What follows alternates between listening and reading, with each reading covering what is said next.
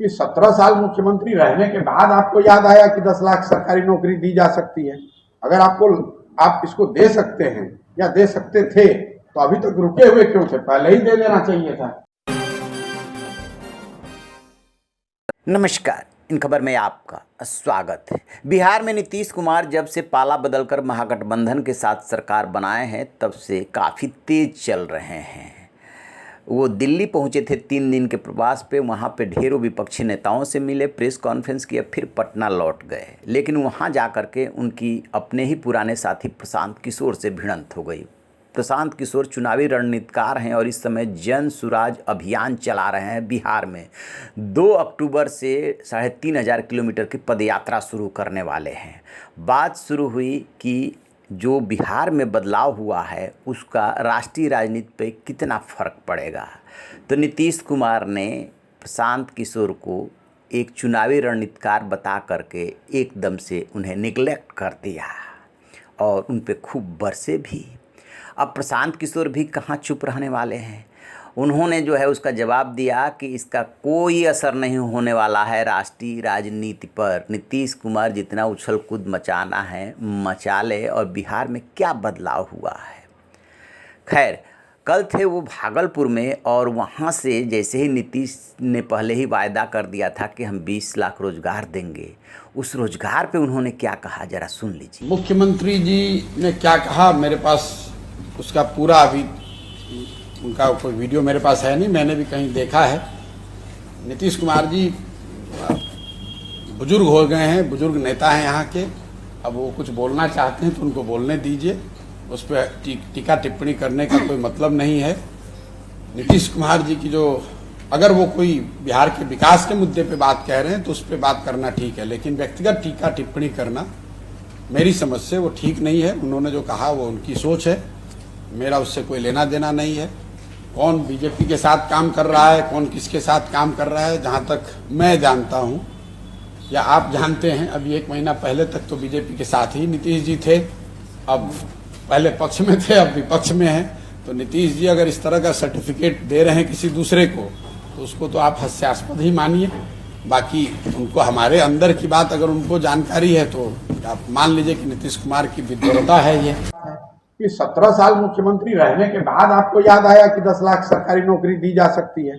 अगर आप इसको दे सकते हैं या दे सकते थे तो अभी तक रुके हुए क्यों थे? पहले ही दे देना चाहिए था। लेकिन चलिए, अब नीतीश कुमार इतने बड़े नेता हैं, उनको ए से लेकर जेड तक आता है, दूसरे को तो एबीसी भी नहीं आता है।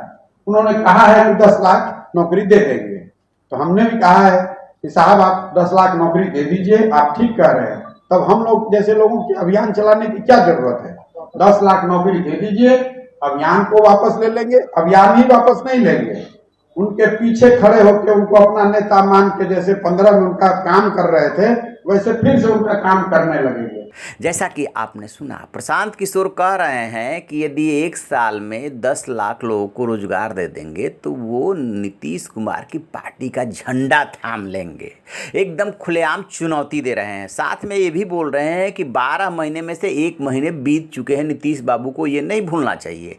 वो ये भी कह रहे हैं कि नीतीश कुमार बुजुर्ग हो चुके हैं, उनके बारे में कोई निजी टिप्पणी नहीं करेंगे। प्रशांत किशोर जोड़ रहे हैं इसमें कि जो कुछ भी वो बोल रहे हैं सब बुजुर्ग मान करके मैं सुन रहा हूँ, मैं कमेंट नहीं करूँगा। आ जाइए, बिहार के विकास की बात कीजिए कि 1 साल के अंदर आप 10 लाख नौकरी दे पा रहे हैं। यदि दे देंगे उसी दिन से जेडीयू का झंडा वो थाम लेंगे।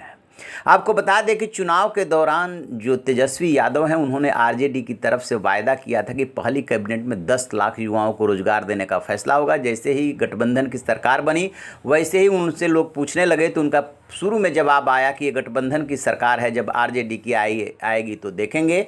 लेकिन नीतीश कुमार ने उनकी पीठ पे हाथ रखा और 10 लाख की जगह 20 लाख, 10 लाख नौकरी और 10 लाख रोजगार का वायदा कर दिया। अब यही वायदा उन पे भारी पड़ रहा है कि अभी तक आपने कितनी नौकरियां दी 1 महीने में। जो बेरोजगार युवा हैं, जो अभ्यर्थी हैं, परीक्षाएं पास कर चुके हैं, वो ज्वाइनिंग के लिए भटक रहे हैं, ज्वाइनिंग नहीं हो पा रही है, और आपने 20 लाख रोजगार का वायदा कर दिया। उसी से प्रशांत किशोर ने अपने को कनेक्ट किया और नीतीश कुमार के सामने रख दी ये शर्त। अब ये देखना है कि नीतीश कुमार इस पे क्या बोलते हैं। दरअसल नीतीश कुमार के लिए बिहार में 3 ऐसे नेता पनप रहे हैं जो चुनौती दे रहे हैं। चिराग पासवान उनके धुर विरोधी हैं, क्योंकि रामविलास पासवान उनके पिताजी भी नीतीश कुमार के विरोधी थे। माना यह जाता है कि 2020 के विधानसभा चुनाव में चिराग पासवान की वजह से नीतीश की पार्टी जेडीयू तीसरे नंबर पर आ गई, 43 सीटों तक सिमट गई। इसको लेकर के नीतीश कुमार खार खाए हुए हैं। दूसरे उनके धुर विरोधी बन करके उभरे हैं आरसीपी सिंह, जो कुछ दिनों पहले तक जेडीयू में थे, केंद्रीय मंत्री थे, लेकिन नीतीश कुमार ने उनको राज्यसभा में नहीं भेजा, उनका मंत्री पद चला गया। उसके बाद वो बागी हो गए, पार्टी छोड़ गए और बिहार में अब वो भी घूम रहे हैं, ज़मीन तैयार कर रहे हैं, नीतीश कुमार की खूब खिंचाई कर रहे हैं। जब भी मौका मिल रहा है पूछ रहे हैं कि उछल कूद करने से जो है ये राष्ट्रीय राजनेता नहीं बन जाएंगे। पहले बिहार को देखिए कि बिहार में आपने क्या किया। मुख्यमंत्री के रूप में पटना में जनता दरबार लगाते हैं, आज तक 17 सालों में ये व्यवस्था नहीं कर पाए कि तहसील और थाने स्तर पर लोगों की समस्याओं का समाधान हो।